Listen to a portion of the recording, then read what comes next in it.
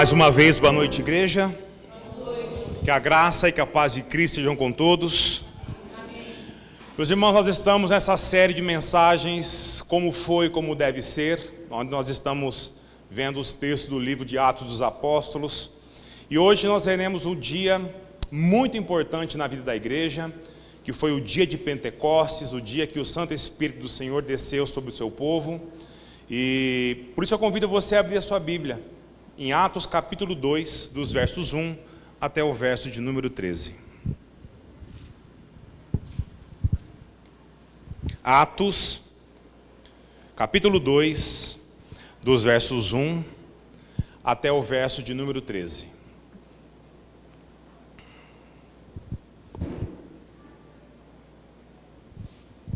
Diz assim a palavra de Deus: Ao chegar o dia de Pentecostes, todos estavam reunidos no mesmo lugar. De repente veio do céu um som, como de um vento impetuoso, e encheu toda a casa onde estavam sentados. E apareceram umas línguas como de fogo, distribuídas entre eles, e sobre cada um pousou uma. Todos ficaram cheios do Espírito Santo, e começaram a falar em outras línguas, conforme o Espírito lhes concedia que falassem. Estavam em Jerusalém judeus piedosos de todas as nações que há debaixo do céu. Quando o som foi ouvido, a multidão se aglomerou e todos ficaram confusos, pois cada um ouvia falar na sua própria língua. E perplexos e admirados diziam uns aos outros: por acaso esses que estão falando não são galileus? Como então cada um de nós os ouve falar em nossa língua materna? Partos, medos e elamitas, habitantes da Mesopotâmia, da Judéia, da Capadócia, do Ponto, da Ásia, da Frígia, da Panfilha, do Egito e das regiões da Líbia próximas a Cirene, e romanos aqui residentes, tanto judeus como convertidos ao judaísmo, cretenses e árabes, todos nós os ouvimos falar das grandezas de Deus em nossa própria língua. E perplexos e pasmos todos diziam uns aos outros: o que isso quer dizer?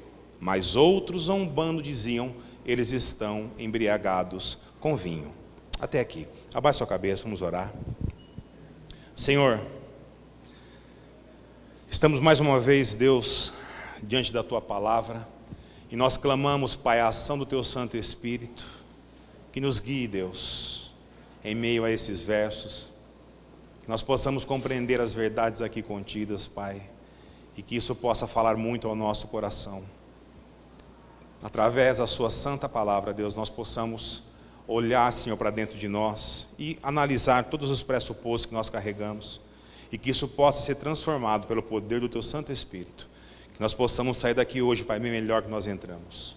Essa oração, Deus, que nós fazemos de forma alguma é nos nossos méritos, mas é no de Cristo Jesus. Somente a Ele, Pai, toda honra e glória para todos sempre. Amém. Meus irmãos, nós estamos diante de um texto extremamente desafiador no que diz respeito à sua interpretação. O entendimento que os cristãos vêm tendo dessa passagem aqui vem dividindo membresias de igrejas por aí afora. Há pelo menos uns 170 anos isso acontece.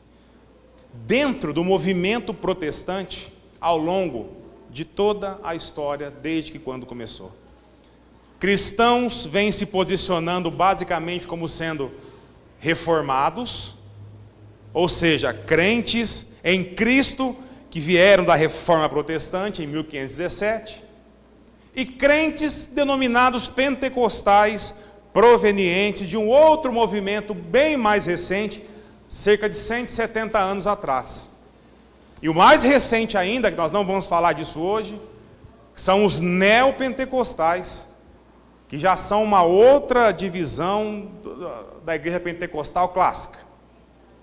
E essa divisão se dá justamente sobre a interpretação desse texto aqui.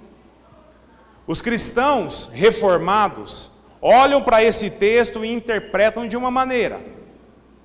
Os cristãos pentecostais olham o mesmo texto e interpretam de uma forma diferente. Mas o fato é que um grupo afirma compreender o que o texto diz acerca do Espírito Santo de Deus, e o outro grupo afirma que o outro grupo não entende nada do que está escrito. Enfim, o nosso desejo, o desejo do nosso coração hoje, como igreja de Cristo, é que eu e você, independente de qual interpretação lhe faz mais sentido, olhasse para esse texto sem qualquer pressuposto seu. Ou seja, independente das inclinações teológicas que você já recebeu ao longo da sua vida, que você possua, seja como um cristão reformado, seja como um cristão pentecostal, tentasse olhar esse texto sem emprestar nada disso. Olhar esse texto já rotulando aquilo que você crê, não. Vamos olhar esse texto e analisar o que o texto realmente diz. A sua fé pode sair muito fortalecida naquilo que você já crê, ou esclarecida pelo que você havia não entendido ainda. Amém, igreja? Vamos deixar Deus falar ao meu e ao seu coração. Amém. Antes de entrar no texto, vamos relembrar o que havia acontecido até o dia desse evento aqui.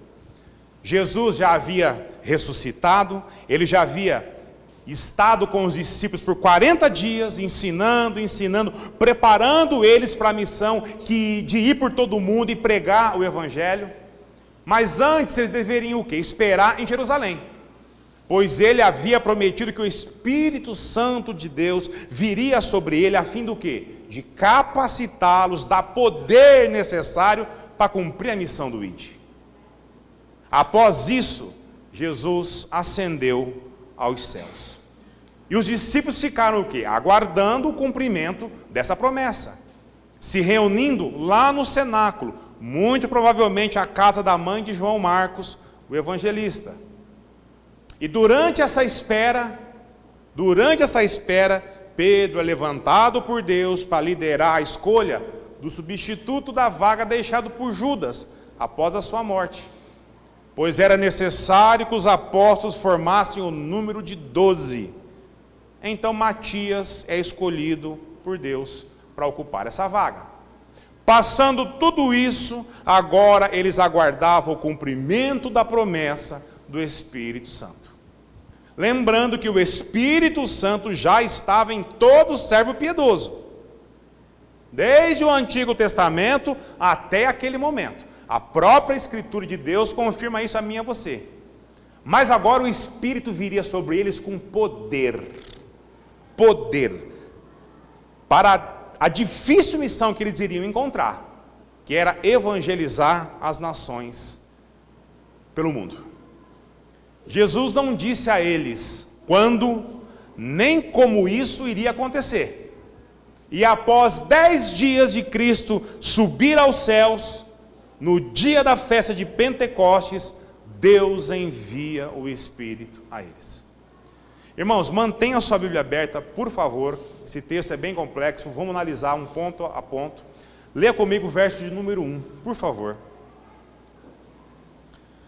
Ao chegar o dia de Pentecostes, todos estavam reunidos no mesmo lugar. Meus irmãos, Pentecostes é o nome de uma das 3 maiores festas do povo judeu. As outras são Tabernáculo e Páscoa. Essas 3 são as 3 maiores, existem várias outras, mas essas são as principais, as maiores festas do calendário judaico. E essas festas se davam por conta da ordem dada lá na lei de Moisés, que pelo menos uma vez por ano, judeus de toda a parte da terra deveria se reunir em Jerusalém para celebrar as bênçãos que Deus havia dado à nação de Israel. E a festa de Pentecostes durava uma semana.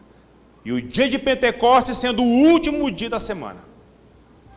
Aqui Jerusalém estava tomada de judeus de todas as partes da terra. Jesus então envia o seu Santo Espírito a todos, conforme diz o texto. E esse todos aqui, quem que eram esses todos? Os 12 apóstolos e os demais discípulos, totalizando cerca de 120 pessoas, ou seja, a primeira igreja de Cristo. que reunidas em oração lá no cenáculo, aguardavam a chegada do Espírito. Então, a promessa se cumpre e isso acontece. Leia comigo o verso de número 2. De repente, veio do céu um som, como um vento impetuoso, e encheu toda a casa onde eles estavam sentados. Meus irmãos, a primeira coisa que chama a atenção aqui, é que a vida do Espírito Santo não foi algo produzido pelos apóstolos, muito menos pelos demais que estavam ali. Ele não veio por, digamos, por demanda, ele não veio por determinação, ou por qualquer outro motivo de quem estava presente ali. Ele veio de repente, enviado por Cristo, e pegou todos ali de surpresa. E por que essa afirmação? Porque eles não estavam orando quando o Espírito chegou. Como que um judeu ora? Ou de pé, ou de pé com as mãos levantadas, ou de joelho no chão. E o texto diz que eles estavam o quê? Sentados.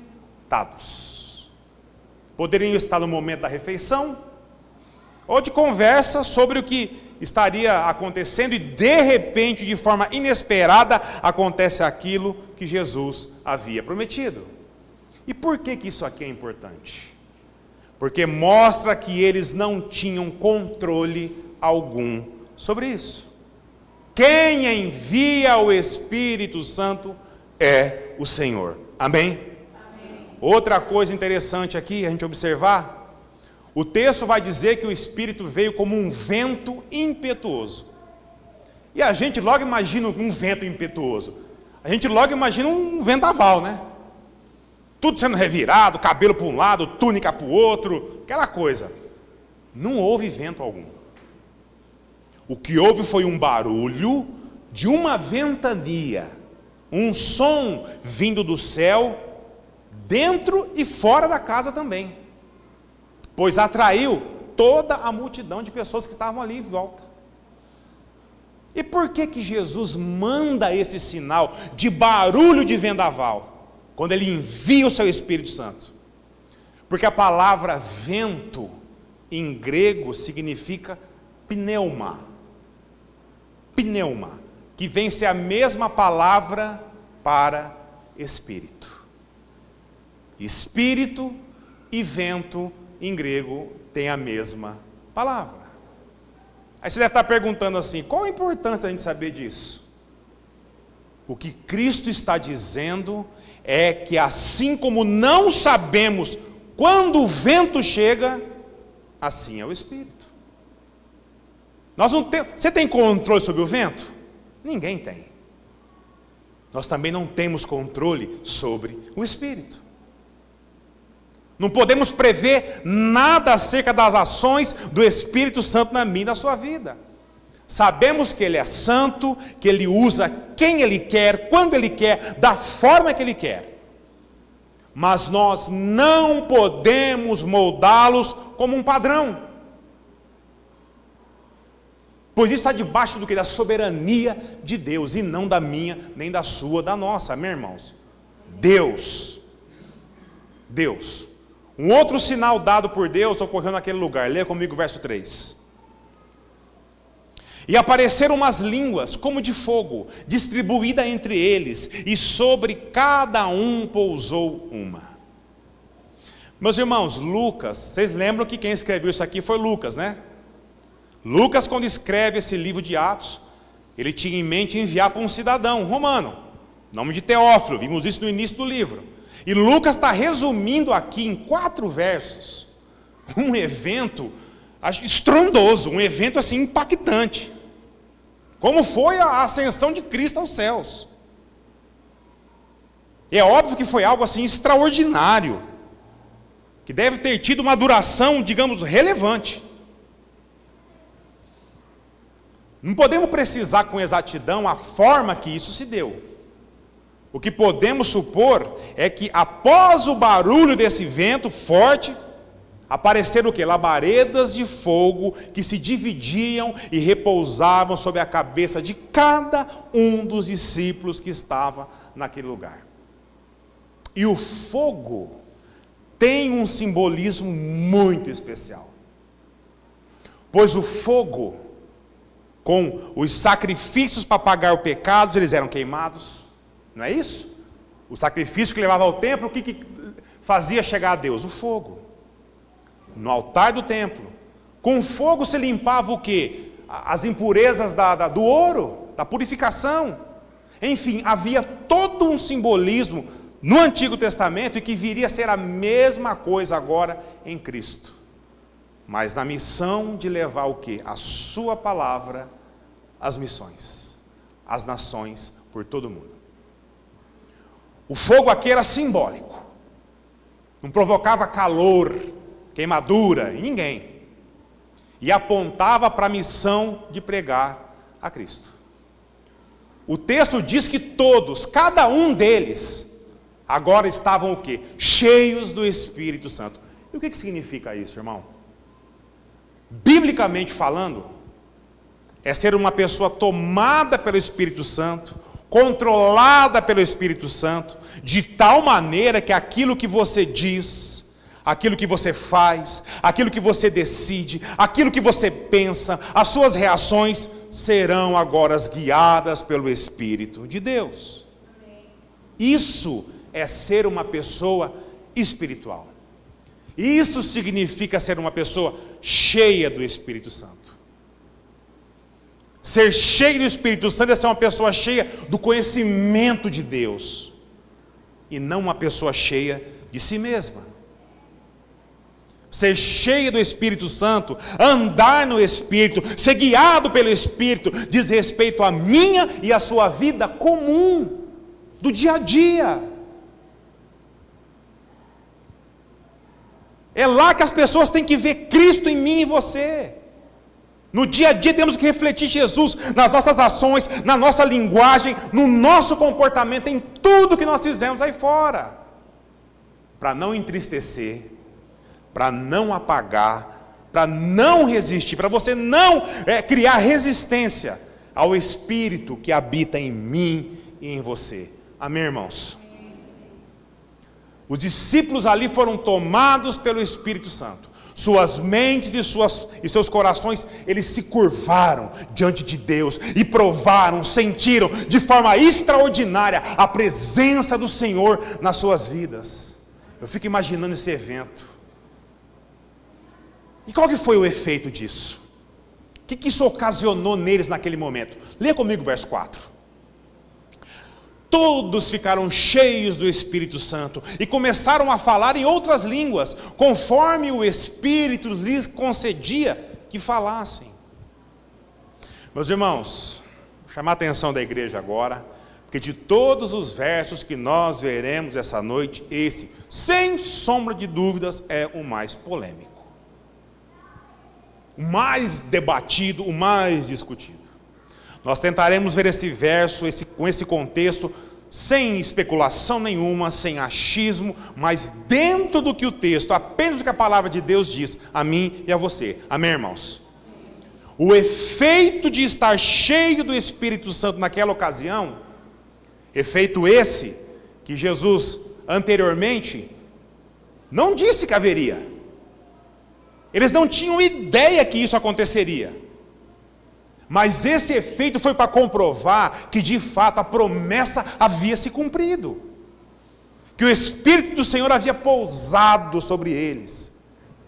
E eles começaram a falar em outros idiomas, em outras línguas, que não eram as suas línguas normais, naturais. E aqui eu gostaria de abrir um parênteses bem grande, para a gente olhar para o que o texto diz e para que andam fazendo por aí afora. O texto é muito claro quando diz que eles começaram a falar em outros idiomas, línguas de outros povos, de outras nações. Os versos seguintes testificam isso que eu estou dizendo. A gente vai chegar lá. Mas o fato é que hoje em dia há uma confusão imensa, mas imensa em discernir o que o texto diz. Sabe? Não há discernimento sobre o que o texto diz, cria-se aquilo que o texto não diz. A palavra usada por Lucas para descrever outras línguas aqui é idioma. Idioma. E não línguas estranhas, línguas desconhecidas do homem. Como língua de anjo, por exemplo, que mais você ouve por aí. O movimento pentecostal clássico adotou uma prática chamada glossolalia, que consiste em formar palavras de modo aleatório, sem sentido algum, em relação às línguas, os idiomas a quais nós podemos ter conhecimento. Não faz sentido para mim e para você. A fim do quê? De atestar como marca naquela pessoa a qual recebera o Espírito Santo, a qual fora batizada com o Espírito Santo, ou selada com o Espírito Santo, se você assim preferir. E para a gente entender isso aqui melhor, nós temos que entender como isso aconteceu dentro do próprio movimento deles, o movimento pentecostal, no seu início. Os pentecostais, nem eles sabem disso. O pentecostalismo iniciou nos Estados Unidos, em Los Angeles, por volta de 1906, numa rua conhecida como Azusa. Depois, quer mais informação? Dá um Google lá. Coloca pentecostalismo Rua Azusa, que vai aparecer toda a história lá. Onde houve relatos de um avivamento espiritual genuíno, verdadeiro. Onde o Espírito de Deus capacitou os servos e falaram de verdade em outros idiomas. Eles criam nisso, da forma bíblica, correta, em outros idiomas, outras línguas. E aí, a partir disso, aqueles irmãos creram que não era mais necessário, por exemplo, estudar uma língua antes de sair numa missão num outro país para evangelizar outro povo. Que o Espírito Santo os capacitaria, como fez lá em Pentecostes. E eles foram. Mas chegando lá, não foi isso que aconteceu. Eles tiveram todas as dificuldades possíveis que a não compreensão da língua impunha a eles. Ou seja, ninguém entendia nada o que o missionário dizia. Enfim, não aconteceu como esperado. Eles tinham sim que aprender antes o idioma, antes de ir evangelizar, antes de sair e partir para a missão. Só depois disso, eles mudaram a interpretação desses versos aqui. De idiomas passou a ser glossolalia. E por que eles fizeram isso? Essa é a pergunta. Por quê? Meio que para dar uma justificativa ao que eles afirmaram no início. Falar em outro idioma, ou era pelo poder do Espírito, só, ou tinha que aprender. Ou você falava pelo Espírito, ou aprendia. Glossolalia já iria depender do quê? De outro milagre. Ou seja, quem estivesse ouvindo as palavras aleatórias, sem sentido lógico, Deus abriria os ouvidos para entender o que estava dizendo. Essa foi a interpretação. Ou seja, uma pessoa, pelo poder do Espírito, dizia um monte de coisas sem sentido, e quem ouvia iria entender porque o poder do Espírito faria isso nos ouvidos dela. Seria mais ou menos, vou dar um exemplo aqui, seria mais ou menos você pegar um bebê de 8 meses, 1 ano, ele falando com você, e você, sobre um assunto assim muito complexo, e você entendendo tudo que esse bebê está dizendo, pelo Espírito Santo traduzindo nos seus ouvidos. É basicamente essa a ideia. Essa foi a interpretação dada nos verso 4 de Atos 2. O problema é que os versos seguintes, nesse mesmo texto, apontam justamente para o contrário disso. Deus poderia fazer assim? É óbvio. Claro que sim. Ele é Deus. Ele faz o que Ele quer. Mas é isso que o texto está dizendo? Não. Não. E nós sabemos que a palavra de Deus, ela não se opõe a si mesma. Ela não se contradiz. No final do verso 4, diz ainda que eles começaram a falar em outras línguas, conforme o Espírito lhes concedia que falassem. O que isso significa? significa que somos nós? Não. Quem que é? É Deus. Se Deus quisesse nos usar hoje para falar em outro idioma, para evangelizar algum estrangeiro aqui no Brasil ou em qualquer lugar do mundo, é Ele quem iria conceder isso.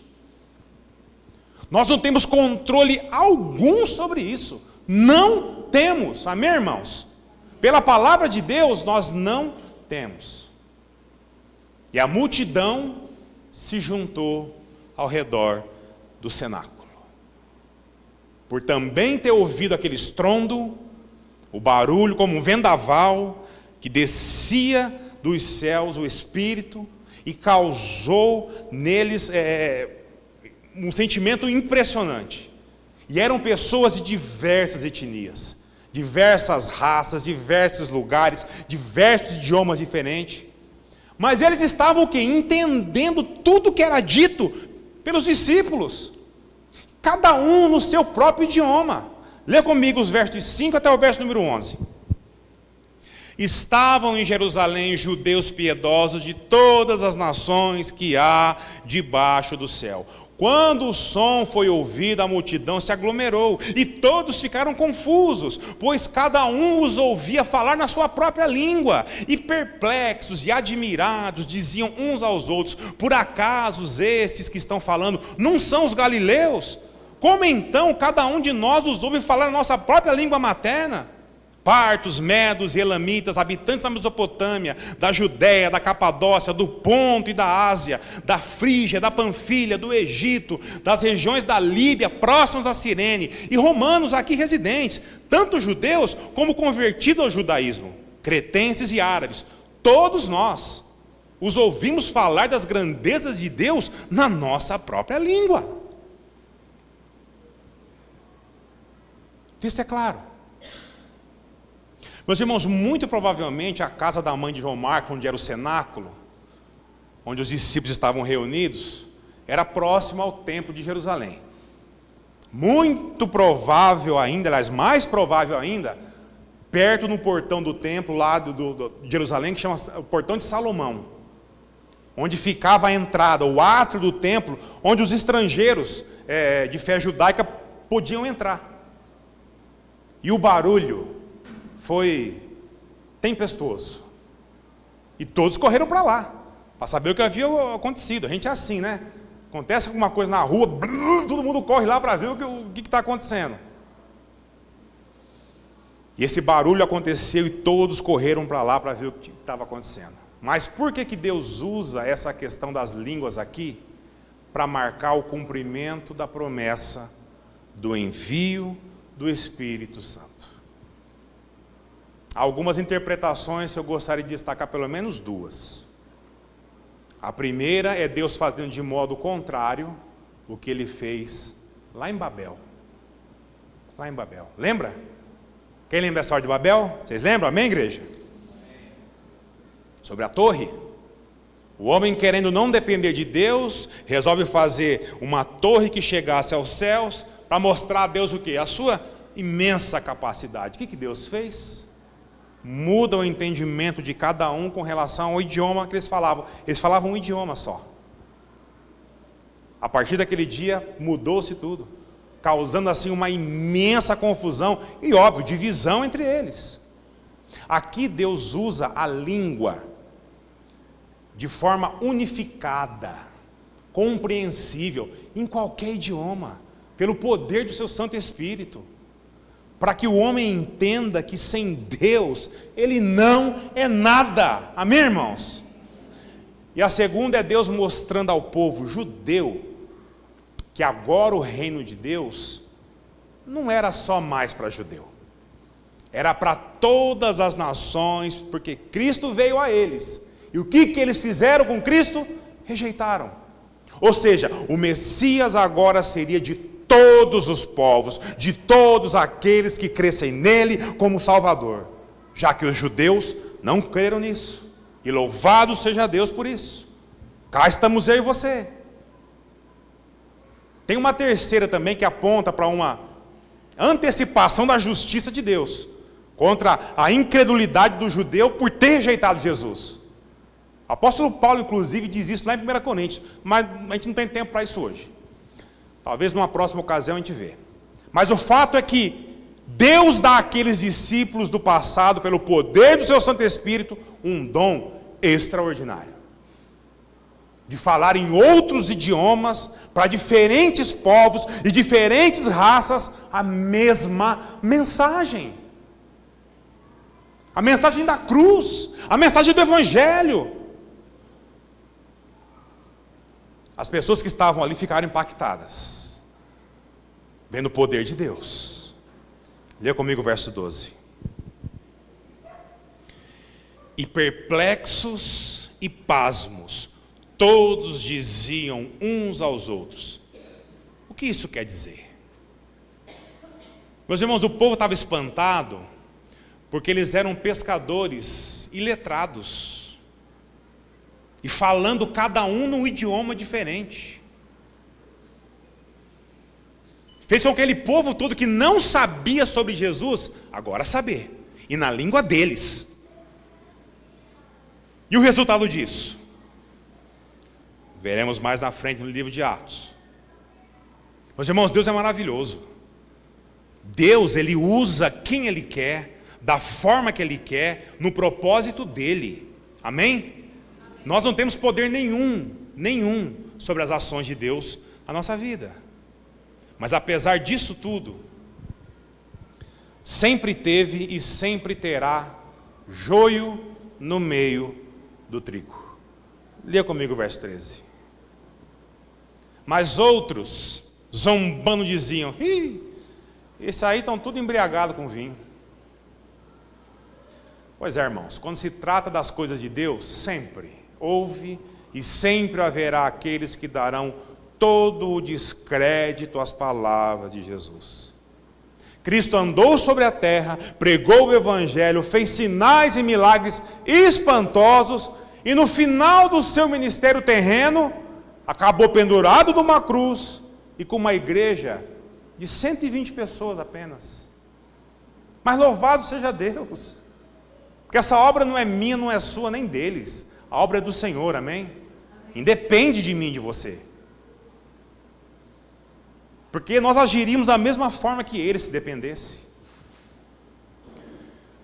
Meus irmãos, eu gostaria de tirar algumas implicações para a nossa vida, nos dias de hoje, desse texto. E a primeira é respondendo a pergunta que muito provavelmente está na sua cabeça agora.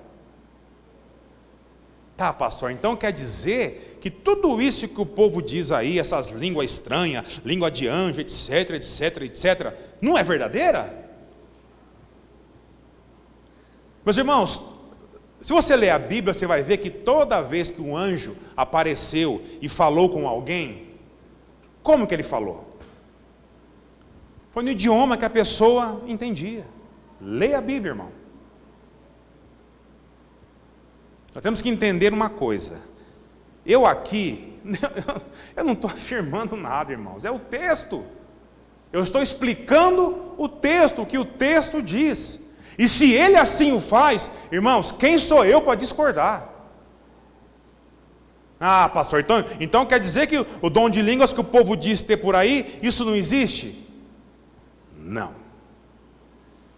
O texto diz o que aconteceu no dia de Pentecostes, como aconteceu, por quê e para que aconteceu. O texto é claro em afirmar que línguas aqui são idiomas reais, usuais pelos povos, e não glossolalia, palavras sem sentido algum. Algumas pessoas acreditam que o dom de falar em outras línguas não é mais necessário nos dias de hoje, pois o Evangelho hoje ele pode ser pregado em qualquer outro idioma.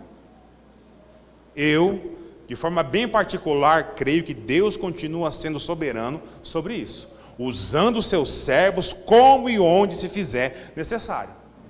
Eu queria falar do testemunho de uma pessoa que vocês conhecem sobre isso, o pastor Paulo e sua família. Eu pedi autorização a ele para falar isso para a igreja, amém, irmãos? O pastor Paulo e sua família, todos aqui conhecem ele, veio várias vezes aqui na igreja. Certa vez ele foi com a família para a Itália. Ele estava no processo de documentação para se naturalizar como italiano, que ele é descendente de italianos, né? Para que eles possam legalmente depois ir para a Itália para pregar o evangelho àquelas pessoas. É um sonho que Deus colocou no coração dele, como um pastor. Medida o que? Devido às perseguições que aquele povo lá sofre, o povo protestante sofre lá, onde é o berço do catolicismo romano. E ele, ao fazer uma parada, indo para lá, no voo, eles fizeram uma parada no aeroporto da Alemanha, para depois seguir para a Itália. E a imigração daquele país barrou a entrada deles. E tanto Paulo quanto a sua esposa, a Amanda, eles não falam alemão. Paulo fala muito bem italiano, mas alemão não. E a situação lá era a seguinte: ou ele se vira nos 30 para explicar para eles lá o motivo deles quererem entrar na Alemanha, ou simplesmente teriam que dar meia volta dali. E adeus Itália. Adeus naturalização, adeus sonho de pregar o evangelho aos italianos lá. E o Paulo disse que clamou a Deus mediante aquela dificuldade, mas ele descansou, ele confiou em Deus. E que fosse a vontade de Deus para ele, ele estaria totalmente em paz. E o que aconteceu? De repente, como lá em Atos, de repente, o Paulo começou a responder ao funcionário da imigração. Na língua do funcionário da imigração, em alemão. Só que o Paulo não fala alemão. Isso aqui é graça de Deus, Espírito Santo de Deus. E o funcionário da imigração compreendeu tudo o que eles iriam fazer ali e permitiu que eles seguissem viagem. Depois que eles passaram da alfândega, o Paulo virou para sua esposa e perguntou assim para Amanda: o que foi? Você está me olhando assim? E ela olhando para ele assim, tremenda, assustada. As crianças olhando para ele assustada. Falou: Paulo, você estava falando alemão com o homem lá. Ele falou: imagina, vocês são doidos, não. Eu falei com ele da forma como eu falo com vocês. Só depois a ficha caiu, irmãos. Aí então ele percebeu o que tinha acontecido. O agir de Deus na vida dele. Com o propósito de Deus na vida dele. Meus irmãos, é assim. É assim, é Deus, não é eu e você. Não somos nós. Deus tinha um propósito na vida do Paulo de ir para a Itália. E não ia ser nenhuma Alemanha no meio do caminho que impedia, meus irmãos. Foi Deus, pelo poder do seu Santo Espírito. Não foi o Paulo.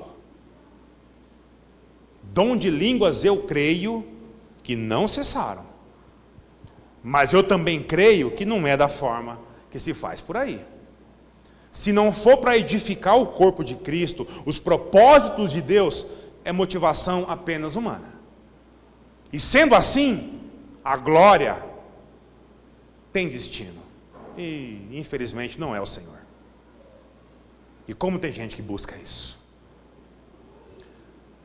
Para as pessoas, ser cheio do Espírito significa falar línguas estranhas, que o homem não consegue decifrar. Só é 2 milagres, um para falar e o outro para o outro entender. Só os outros que também são super espirituais que vão ter essa capacidade. A igreja como um todo, esquece. E você, meu irmão? Agora vamos falar, eu e você aqui. Você também quer ser cheio do Espírito Santo? Quer ser cheio do Espírito Santo? Amém? Muito bom, louvado seja Deus por isso. Comece lendo a Bíblia. Todo dia. Comece lendo a palavra de Deus. Comece a vir aos cultos com frequência. Comece a valorizar muito mais o seu relacionamento com Cristo. Aprenda a não trocar o seu tempo de comunhão com Deus por aquele outro tipo de programação que o mundo aí seduzido você, assim, a passos largos te oferece, e você vai e cai. Você quer ser um crente cheio do Espírito Santo? Comece abandonando a sua imoralidade, a impureza, a indecência na sua vida. Cuidado com o celular. Cuidado com o que você posta. Cuidado com o que você vê, com o que você consome. Você quer ser um servo cheio do Espírito Santo? De verdade? Abandona a idolatria na sua vida. Amor ao dinheiro. Amor ao dinheiro. Isso arrasta multidões para o inferno. Abandone a feitiçaria, a superstição. O copo d'água em cima do rádio, em cima da TV, o horóscopo, a simpatia, as crendices tolas e vãs desse mundo. Você quer ser um crente cheio do Espírito Santo? Deixa a rivalidade de lado. Deixa isso de lado. Ande com o seu irmão. Seja presente na vida do seu irmão. Ah, pastor, mas eu não gosto dele. Mas Cristo ordenou que você amasse seu irmão. Ele vai aprender a amar você. Mas o passo é seu, irmão. Você quer ser cheio do Espírito Santo? De verdade? Larga a mão dos ciúmes, exagerado, desmedido. Sabe aquele negócio que é um terror, a pessoa vai chegar em casa, ela já imagina a tempestade que tem. Um negócio exagerado, sufocante. Meus irmãos, isso não é zelo. Isso não é zelo, isso é obra da carne. Você quer ser um discípulo cheio do Espírito Santo? Abandone o sentimento de ira na sua vida, de ambição, sabe? Não, se eu não tiver aquilo eu morro. Morre nada! Egoísmo. Se não for do seu jeito, do seu jeitão, nada tá bom. Isso só vai trazer atraso e destruição na sua vida. Você quer ser uma pessoa cheia do Espírito Santo? Não viva, irmão, pelo amor de Deus, não viva para provocar intriga, discórdia na sua casa, no trabalho, na igreja. Não, irmãos. Não seja partidarista. Sabe? Não, tudo é do meu jeito, tudo se não for. Não seja invejoso. Não seja invejoso. Isso só vai afastar você de Deus. Você quer ser um homem, você quer ser uma mulher cheia do Espírito Santo? Não se envolva com bebedeira por aí. Não faça isso. Olha o seu testemunho. Você é o embaixador de Cristo aqui na terra. Atos libidinosos, sabe? Parece que não, mas bota uma, duas na cabeça no meio de uma festa ali. Dali a pouco você está fazendo coisa errada, que desagrada o Senhor, e te expõe você a um ridículo impressionante, e você acha que está bonito, você não está nem aí para Deus. Você quer mesmo ser cheio do Espírito Santo? De verdade, seja amoroso, irmão. Seja amoroso com todos à sua volta. Ah, mas eu não gosto dele. Mas, irmão, seja amoroso, ele vai aprender a gostar de você. Seja uma pessoa alegre, sabe, para cima. Olha para cima, que você vai ser uma pessoa alegre. Quer ser alguém cheio do Espírito Santo? Seja pacificador, irmão. Você quer ter paz na sua vida? Ai, pastor, minha vida é uma tribulação só, eu não tenho paz. Olha o que você está fazendo. Olha a forma como você vive. Você promove a paz e quer ter paz? Seja paciente, tenha paciência, não se precipite.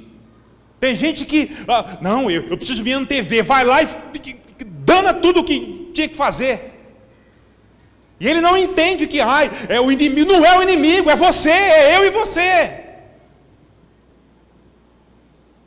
Não se precipite, nem se estresse por qualquer coisa. Tem gente que é um pavio desse tamanho, qualquer coisinha, não, é o jeitão, é o meu jeitão. Seu jeitão nada, isso é pecado, é obra da carne. Você se diz crente em Cristo, com pavio curto isso não existe. Quer ser cheio do Espírito Santo, irmão? Promova a benignidade na sua vida. Seja bom. Se puder, seja muito mais que bom. Seja ótimo para Deus. Deus se agrada disso. Quer ser cheio do Espírito Santo, irmão? Seja uma serva, seja um servo fiel. Fiel a Deus, a sua esposa, a seu marido, a sua família. Seja amável com as pessoas, por onde quer que você passa, para que as pessoas sintam prazer com a sua presença e não incômodo. Quer ser cheio do Espírito Santo, igreja? De verdade? Tenha domínio próprio. Tenha domínio. Irmãos, não precisa gritar, não precisa rodar, não precisa falar o que não se entende. Quer ser cheio do Espírito Santo? Se aproxime a cada dia de Cristo. Ele é a fonte que nos sustenta. Ele é a nossa esperança. Ele é a nossa salvação. Amém, igreja? Uma pessoa cheia do Espírito Santo vive para fazer a vontade de Deus. E a vontade dele para mim e para você é a mesma que foi aos discípulos do passado. A todo aquele que deu crédito às palavras de Cristo e foi salvo pela graça do Senhor. A vontade de Deus para mim e para você é que enquanto eu e você nós caminhamos rumo à glória de Deus, a gente prega o Evangelho a todo mundo. Seja em casa, dentro de casa, começa em casa, no bairro, no trabalho, na escola. Ai, pastor, mas as pessoas não me ouvem. Ouvem sim. Ouvem, elas só não admitem, porque ela não quer abandonar a sua vida de pecado, mas elas ouvem. Elas ouvem. Elas ouvem. Lembre-se que a obra não é minha, não é sua. A obra é de Deus. Não se preocupe com as dificuldades.